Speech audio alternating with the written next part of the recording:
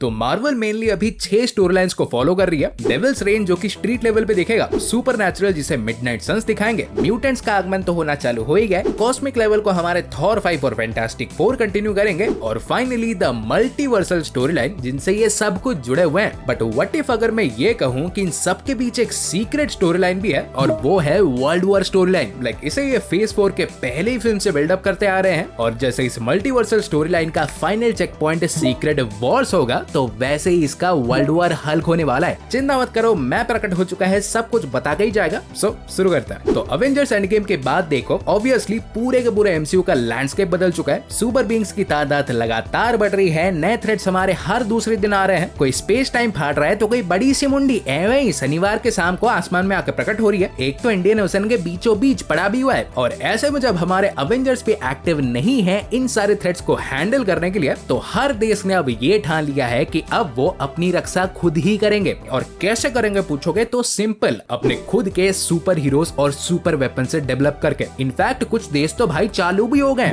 Just ही हमारे Wakanda forever में US और फ्रांस ने वाइब्रेनियम को ऐसे हड़पने के लिए वकांडा और टलोकन में घुसपैठ की थी। बात अलग, दोनों को ऐसे घंटा कुछ नहीं मिला। फिर आने वाले हमारे आयरन हार्ट और आर्मर वॉर्स में ये लोग स्टार्क टेक को भी ऑब्टेन करने का ट्राई करेंगे, और इन्हें तो भाई भूल ही नहीं सकते सबसे बड़े चोर डीओडीसी यानी डिपार्टमेंट ऑफ डैमेज कंट्रोल। इनका तो काम ही है ऐसे सारे सुपर बीइंग्स या वेपन से डील करना और उन्हें लपेट भी लेना। मैं सरप्राइज भाई बिल्कुल नहीं हूँगा अगर ये फ्यूचर में कभी पैसिफिक रिम जैसा कोई येगर वेगर उठा ले आए तो। और इन द एंड वैल का तो सबको पता ही है, वो खुद की अपनी एक टीम रिक्रूट भी कर रही है। सो एमसीयू में तो भाई करंटली यही हालत है, हर कोई पावर पाके वर्ल्ड डोमिनेंस के पीछे है। बट रेडी हो जाओ, ये तो सिर्फ डॉट्स थे। इन सारे डॉट्स को जोड़ के मार्वल स्टोरी लाइन को एक नेक्स्ट लेवल पे लेने वाली है captain America new world order और थंडरबोल्ट्स में। लाइक कैप 4 का हम जानते ही हैं, सारे देश ऐसे एडामेंटियम पाने के लिए लड़ेंगे, बिकॉज सीधी बात है ये ना कि ओनली वाइब्रेनियम का एक तगड़ा अल्टरनेटिव होगा, बट ऑल्सो अनलाइक वाइब्रेनियम ये एक ओपन रिसोर्स भी है। ऐसे इंडियन ओशन में फैल के पड़ा हुआ है तो कोई भी देश आके ले सकता है। बट क्या ये इतना भी इजी है? बिकॉज रूमर्स के हिसाब से देखो, दूसरों का तो पता नहीं, बट जापान ही ऐसा पहला देश होगा जिसने एडामेंटियम को ऑब्टेन करके उसे सक्सेसफुली मेटल में ट्रांसफॉर्म करना सीख लिया होगा। और 2 महीने पुराने सिनेमाकॉन के ट्रेलर को अगर थोड़ा सा भी याद करें तो शायद ये सच भी है, बिकॉज ट्रेलर के एक सीन में हमारे प्रेसिडेंट थंडरबोल्ट रॉस साहब ने एक प्रेस कॉन्फ्रेंस में ये अनाउंस कर दिया था कि सैम विल्सन के कैप ने अपेरेंटली जापान के एक माइनिंग साइट से कुछ बहुत ही खास डिस्कवर कर लिया है। इतना खास कि वो इसे डिस्कवरी ऑफ मिलेनियम कहते हैं। सो एडामेंटियम ही होगा। तो मे भी इसी तरह एडामेंटियम को डिस्कवर करने के बाद वो इधर जापान के पीछे पड़ जाएंगे। वैसे पड़ भी गए तो भाई वी ऑल नो कि एक एडामेंटियम पावर जापान क्या क्या बना सकता है, या तो फिर खुद ही इसके सोर्स यानी ट्यामुट आइलैंड को ढूंढ के एडामेंटियम हार्वेस्ट करने लोग भेजते हैं। इवन किसको पता भाई कि सेंट्रिको में भी हमारे ट्यामुट के डीएनए और एडामेंटियम मिक्स करके या तो सुपर सोल्जर सीरम में ट्यामुट का डीएनए मिक्स करके ही बनाए। बिकॉज मुझे ये बताने की जरूरत बिल्कुल भी नहीं है कि एक बार इन्हें एडामेंटियम मिल गया तो ये उससे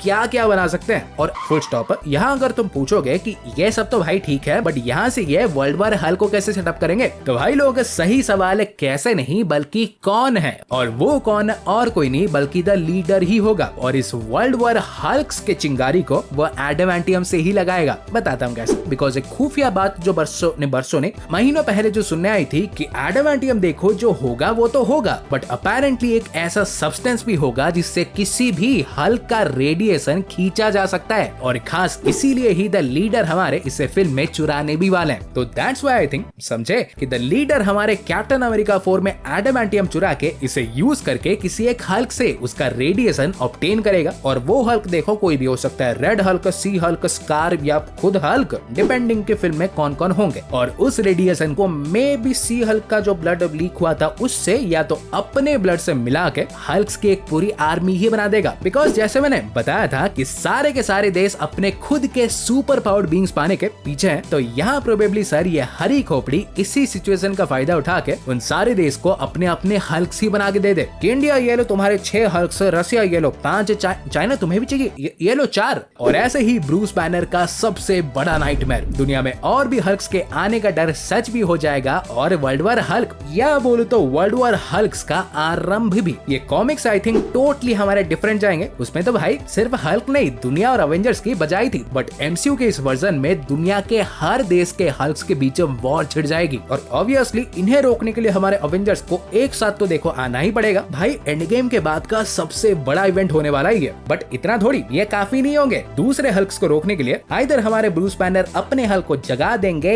या तो भाई फिल्म में स्कार को कुछ ऐसा होगा जिससे सैवेज हल्क गुस्से में खुद ही बाहर आ जाए। बिकॉज भूलो मत, स्कार हल्क का ही बेटा है ना कि ब्रूस का, और उसे इतने दूर से लाने का भाई कोई तो मतलब होगा, फोकट का पेट्रोल खर्च। और तो और हमारा ये भी कंफर्म हो चुका था कि रेड हल्क वर्सेस हल्क भी आगे दिखेगा। सो मोस्ट लाइकली वो कैप 4 में नहीं बल्कि इसी वर्ल्ड वॉर हल्क्स में ही लड़ेंगे। और ऐसे ही फिल्म में दुनिया भर के हल्क्स को ऐसे हराने के बाद जब वो भाई लिटरली वर्ल्ड ब्रेकर हल्क के आसपास के लेवल पे आ चुका होगा तो एंड में हमारे अवेंजर्स और सेंट्री मिलके उसे रोकेंगे। मुझे तो भाई इस वर्ल्ड वॉर स्टोरी लाइन का ये परफेक्ट कंक्लूजन लगता है। वर्ल्ड वॉर हल्क भी दिख जाएगा और मेनली हमारे अवेंजर्स 5 से पहले सारे अवेंजर्स भी रीयूनाइट हो जाएंगे। कैंग का स्वागत जो करना है। तो तुम्हारे भी क्या थॉट्स है इन सब के बारे में डेफिनेटली बताना। और वीडियो पसंद आई हो तो प्लीज यार वीडियो को लाइक करो, और नए हो तो ऐसे रापचिकदार कंटेंट पाते रहने के लिए चैनल को सब्सक्राइब कर दो। साइड में तुम्हें लेटेस्ट वाला वॉच रिपोर्ट मिल जाएगा। मैं तुमसे मिलूंगा एक और वीडियो में। सो गाइस तब तक बाय और टेक केयर।